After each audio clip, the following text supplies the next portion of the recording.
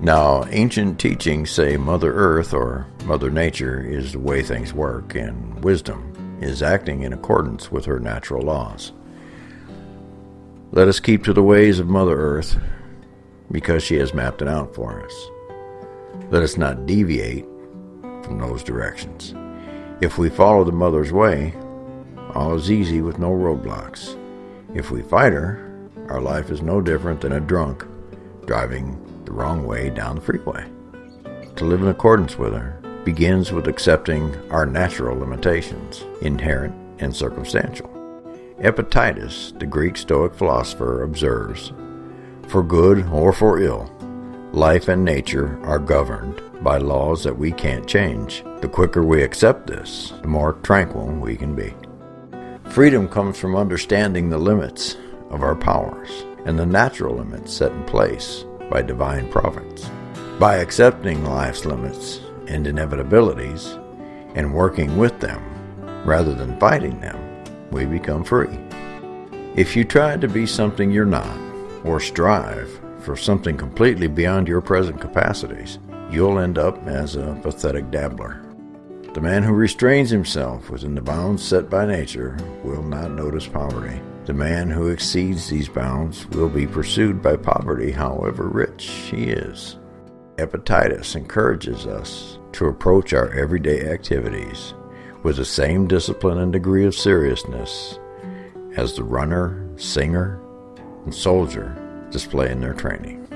Conduct yourself in all manners, grand and public, or small and domestic, in accordance with the laws of nature.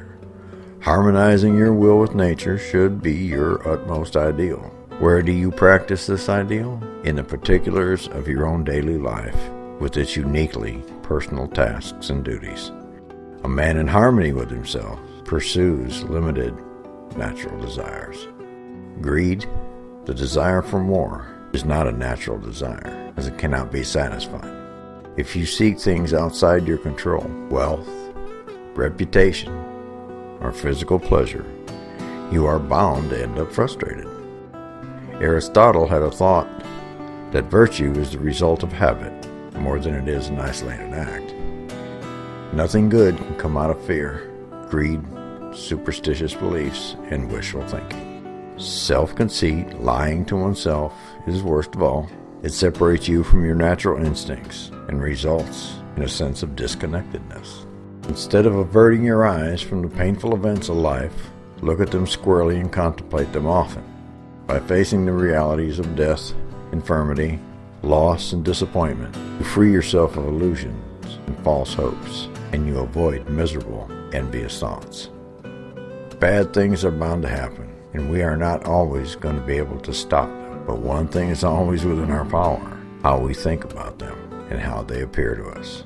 Epictetus again. We cannot choose our external circumstances, but we can always choose how we respond to them.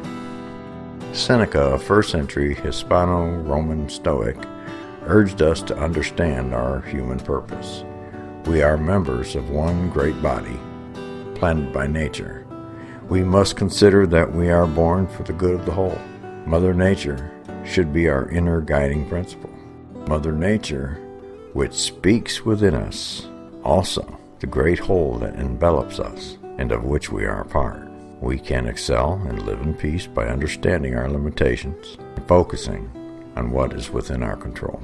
And finally, if we will remember that we are part of a larger whole and treat other people with kindness and respect, we will realize our potential and become our best selves. Live in accordance with the Mother, and tranquil we will be.